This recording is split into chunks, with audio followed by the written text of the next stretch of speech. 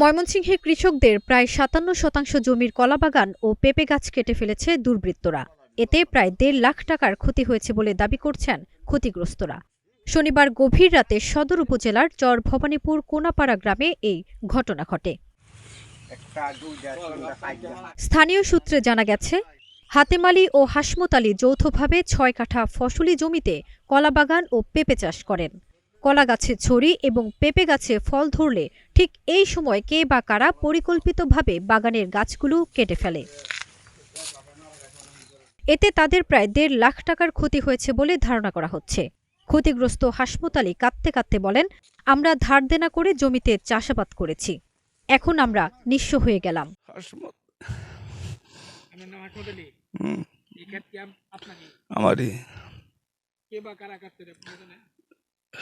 জানি না, কিন্তু জানি না।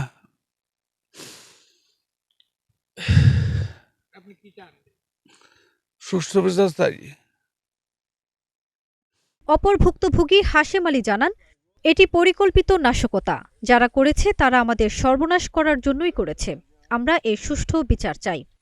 স্থানীয় মাসুদ রানা বলেন, এটা একটা পরিকল্পিত ঘটনা। এর তীব্র নিন্দা ও প্রতিবাদ জানাই। দোষীদের বিচারের আওতায় আনা প্রয়োজন। এটা জানি না, কিন্তু কলা খেটাটা কাটছে, কচু কাটা মতো ছড়ির মতো কাটতেছে, ছড়ি ভালাই দিছে, পাইপ বেকার সহকারে কাটতেছে, বেচার ভাব নাই। বিচার চাই। এই ব্যাপারে আইনশৃঙ্খলা রক্ষাকারী বাহিনীর পক্ষ থেকে জানানো হয়েছে, অভিযোগ পেলে তদন্ত সাপেক্ষে প্রয়োজনীয় ব্যবস্থা নেওয়া হবে। গ্রামে কৃষি নির্ভর মানুষজন বলছেন, এই ধরনের নাশকতা শুধু ব্যক্তি নয়, সামগ্রিক কৃষি উৎপাদন ব্যবস্থার উপরও নেতিবাচক প্রভাব ফেলে।